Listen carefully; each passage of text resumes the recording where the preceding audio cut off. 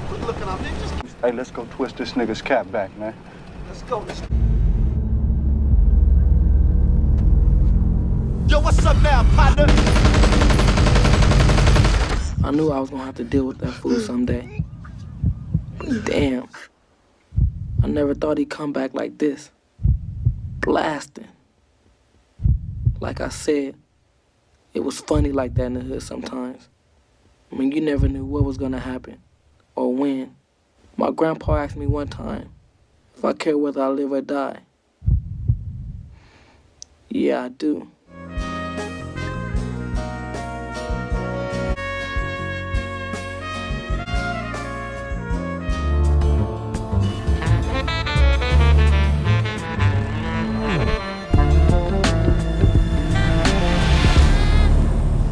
What's up, YouTube? It's your boy Mark Dark, and I'm back with another video. If you're new, if you love the Shy, go ahead and hit that subscribe button, like the video, and leave your theories, comments, everything down below. Now today, we're going to be talking about the Shy, and we're going to be talking about your boy Bakari. He has survived the show. He really made it out, y'all. He made it out alive. This is my closing thoughts for your boy Bakari. Shout out to your boy Ahmad Ferguson. He did an excellent job playing the role of the Bakari character, and man, it's been a hell of a journey, and at least he was able to fulfill the journey without getting dropped off. Because you know, a character like Bakari, he was around a lot of bad people, a lot of bad things. He did a lot of bad things on the show, so for him to be able to survive all of that and make it out alive and on a positive note, it's a blessing. Because usually characters like this, they get dropped off, you know what I'm saying? Those parallels to those hood classics would have came true for real 9 times out of 10, right? So Bakari, he has, surpassed that, and now I guess he's good. Now you guys, make sure you checked out my last few videos. Of course, I dropped the episode 10, the series finale recap, the end of The Shy. Check it out. And also, I dropped the video about The Shy. Will we end up getting a spinoff? You know what I'm saying? I had an interview with your girl Lena Waithe 2 months ago, and we talked about that topic of discussion. We also talked about a potential new show that will be set in the city of Las Vegas. So check it out. I want you guys to let me know what y'all think about that. But let's go ahead and talk about the topic of discussion. Your boy Bakari, his journey has been crazy. As I said, Ahmad Ferguson, man, he came in and he delivered. Back in season 3, he was known as the shooter. This right here was my first video about his character, right? It was crazy because in season 3, we saw Bakari like in the middle of the season. He was in the background, you know what I'm saying? Picking on Kevin, beating up Ronnie. And of course, at the end of the season, when everybody was giving Ronnie his props for all the stuff that he did as far as helping out Keisha, your boy Bakari said, nah, I ain't letting that go. You're not about to be remembered as a hero.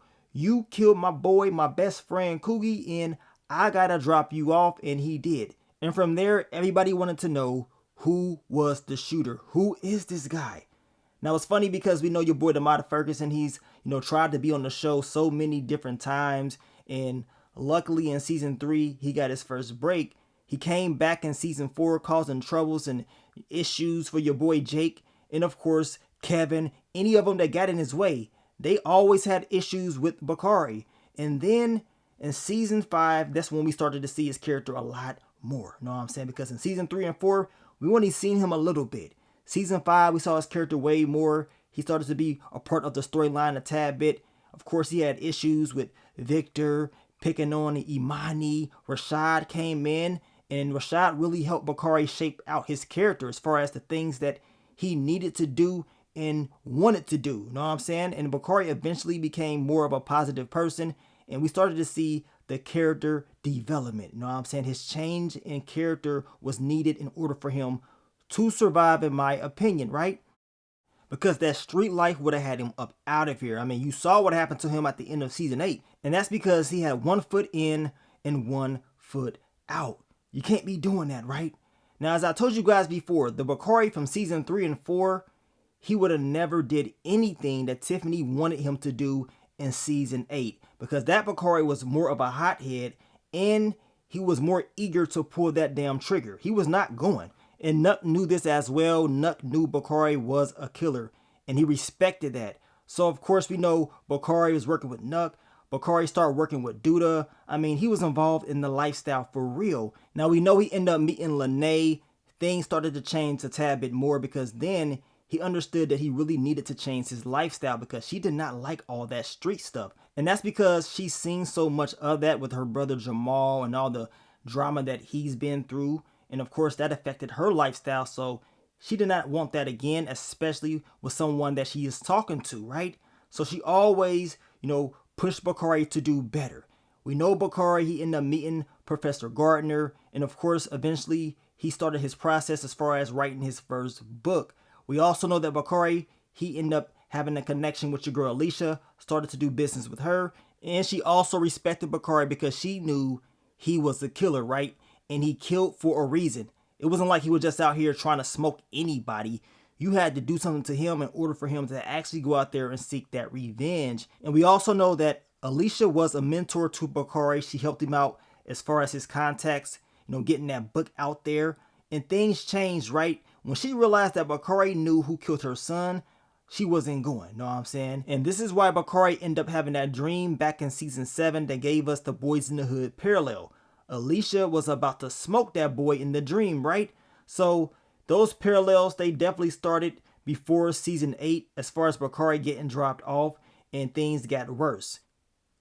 Now we also know eventually Bakari got real cool with Jake and Papa. He was real cool with Pastor Stanley Jackson, and we know what Nuck did to him.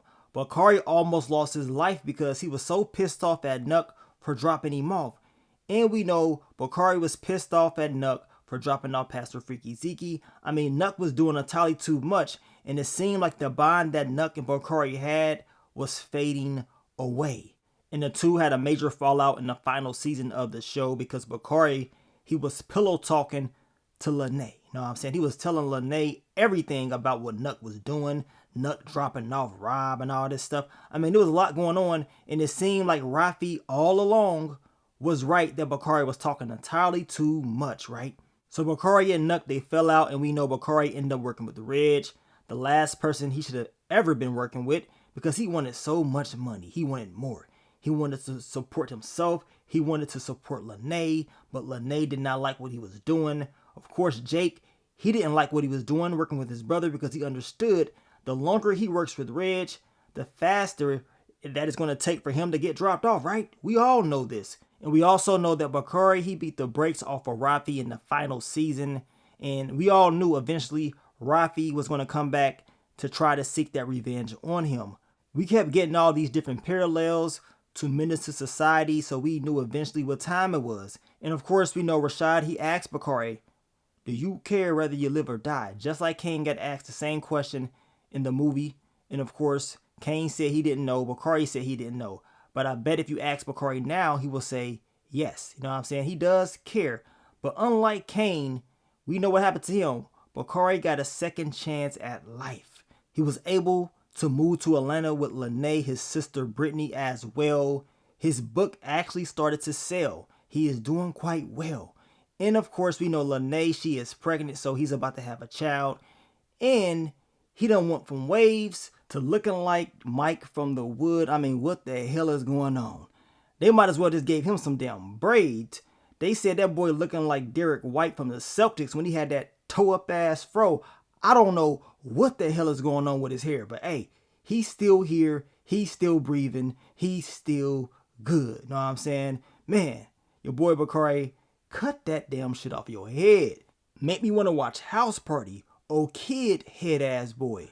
But shout out to your boy Damar Ferguson. He did an excellent job playing the Bakari character.